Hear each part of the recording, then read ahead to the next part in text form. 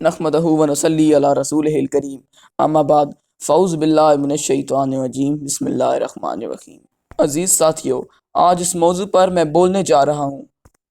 بڑی شدید خواہش تھی کہ اس موضوع پر بولنے سے زیادہ عملی طور پر کچھ کر سکوں، لیکن نیکیاں بھی اسی کے حصے میں آتی ہیں جو خاص طور پر اس مقصد کے لیے چن لیے جاتے ہیں۔ تو دوستوں، بارسلونا کی بندرگاہ سے ایک منفرد اور پرعزم قافلہ روانہ ہوا۔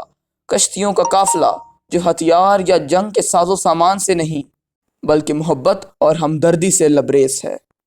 یہ کشتیوں کا قافلہ محصور غزہ کے مظلوم عوام کے لیے امداد لے کر جا رہا ہے۔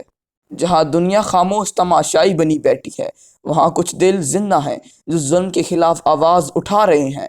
یہ کشتیاں نہ صرف سامان لے کر جا رہی ہیں بلکہ یہ پیغام لے کے جا رہی ہیں جو کہتا ہے کہ تم تنہا نہیں ہو۔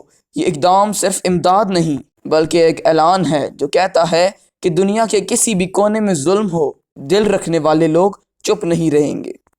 سلام ان پر جو سمندروں کو چیر کر انسانیت کا پرچم بلند کر رہے ہیں۔ یہ صرف سفر امداد نہیں، سفر حق ہے۔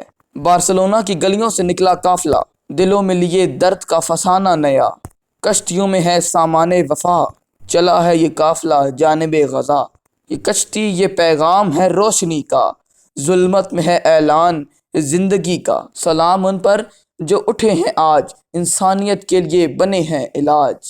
عالمگیر طاقتوں کی رسا کشی اور امت مسلمہ کی بے حسی والی اندھیری رات میں یہ قافلہ اہلیان غزہ کے لیے امید کی وہ کرن ہے جس میں کوئی سیاسی پیغام نہیں، صرف راشن، دوائیاں، کپڑے اور ڈھیروں جذبات اور دل کی دھڑکنیں موجود۔ سلام ان درد دل رکھنے والے سپوتوں کو جو سمندروں کو چیر کر مظلوموں تک پہنچنے کے لیے نکلے ہیں۔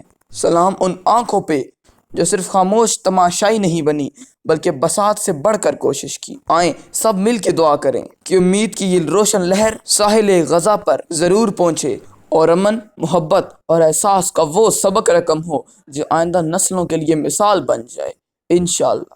وآخر دعوانا ان الحمد للہ رب العالمین۔